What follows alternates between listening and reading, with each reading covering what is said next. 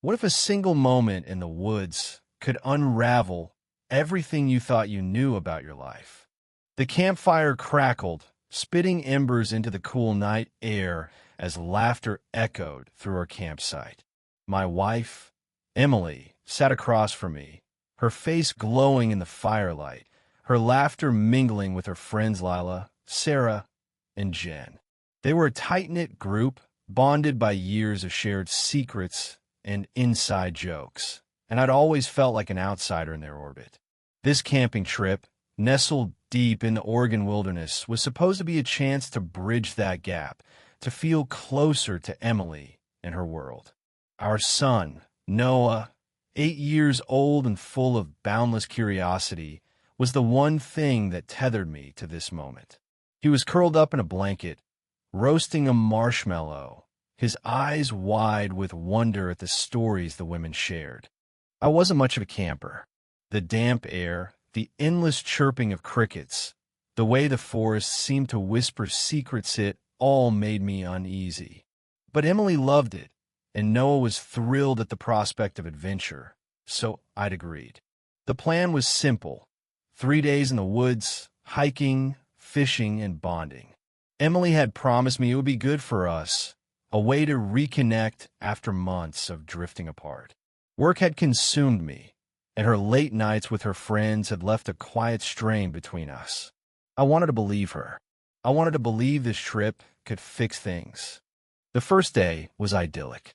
We hiked through towering pines, Noah darting ahead to collect pine cones, Emily's laughter ringing out as Jen tripped over a root and spilled her water bottle. I carried the heavy pack, feeling useful, even if I didn't quite fit into their easy banter. That night, as we sat around the fire, I watched Emily's face, her eyes sparkling with a joy I hadn't seen in months. Maybe this was working. Maybe we were finding our way back. But something felt off. Lila, the quiet one, kept glancing at me, her eyes sharp and unreadable. Sarah, always the loudest, would stop mid-sentence when I approached, as if guarding some unspoken truth. Jen was kinder, but even her warmth felt forced, like she was playing a role. I brushed it off as paranoia. I was the odd man out, after all. Why wouldn't they have their secrets? The second day, Noah begged me to take him on a short walk to find treasure in the woods.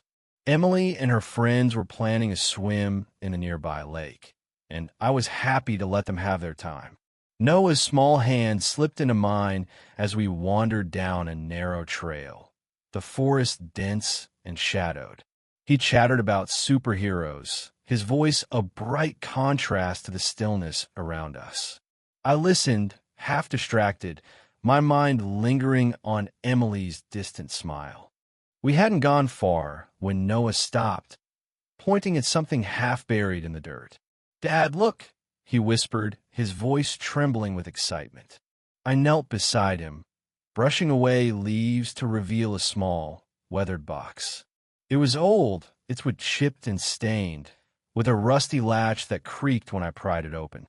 Inside was a folded piece of paper, yellowed with age, and a single photograph. My heart stuttered as I unfolded the paper. It was a letter, written in a hurried scrawl, dated 10 years ago. "To whoever finds this, I'm sorry. I couldn't stay. She deserved better, but I was too weak. If you find her, tell her I loved her. M." The photograph showed a young woman, her face strikingly familiar. It was Emily, younger, her hair shorter, but unmistakably her, standing in this very forest, smiling sadly at the camera. My hand shook as I stared at it. Who was M? Why was this here? Noah tugged at my sleeve, sensing my unease. "Dad, what is it?" he asked, his voice small. I forced a smile, tucking the letter and photo into my pocket.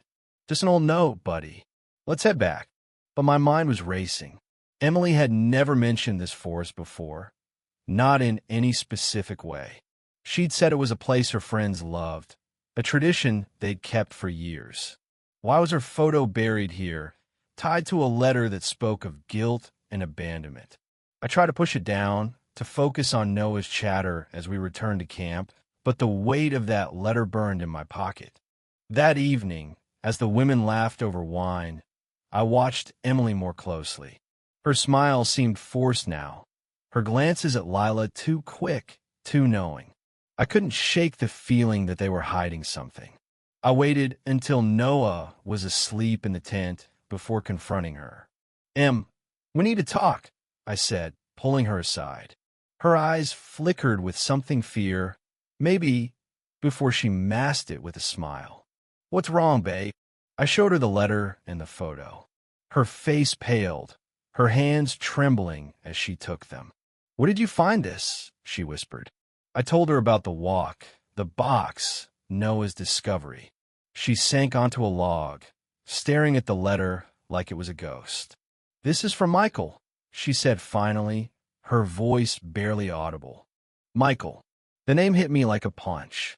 She'd mentioned him once, years ago, a high school boyfriend who disappeared after a bad breakup. She'd never given details, and I'd never pressed. But now, the pieces were falling into place. "What happened, Emily?" I asked, my voice low, dreading the answer. She took a shaky breath, tears welling in her eyes. "Michael and I came here 10 years ago. It was our last trip together. He was struggling depression, maybe worse. I didn't know how bad it was. We fought, and he left in the middle of the night. I never saw him again. I thought he just moved on. But this letter," I said, holding it up, "he sounds like he was running from something. Or someone." Lila appeared then, her face tight with worry. "Emily, you okay?" she asked, her eyes darting to the letter. And that's when it hit me Lila knew. They all knew. The glances, the silences, the way they'd closed ranks around Emily. They'd been here that night. "Tell me the truth," I demanded, my voice rising. "What happened to Michael?" Emily sobbed, covering her face. Lila stepped forward, her voice steady but cold. "It was an accident," she said. "Michael was drunk, angry. He wandered off into the woods. We looked for him, but we never found him. We thought he'd gone home." I stared at them, my heart pounding. "And you buried this? His letter, her photo? Why?" Sarah and Jen joined us now, their faces grim. Jen spoke, her voice soft but heavy. "We were scared. We didn't know what to do. We thought if we reported it, they'd blame us. So we hid it. We buried it and tried to forget." The truth settled over me like a cold fog. My wife, her friends, they'd been carrying this secret for a decade, letting it fester. I looked at Emily, the woman I'd loved for years, and saw a stranger.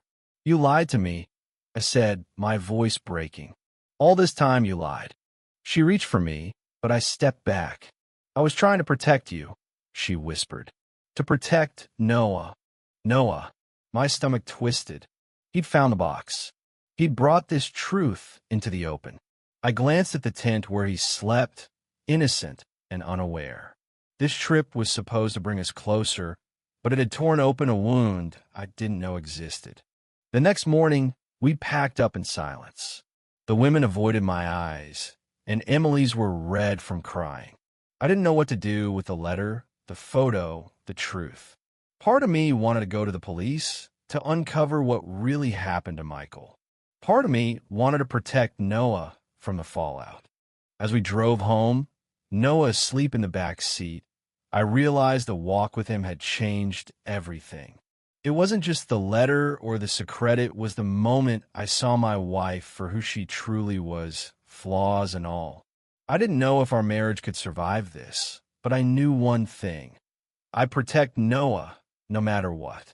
The forest had whispered its secrets, and I'd heard them. Now, I had to decide what to do with them.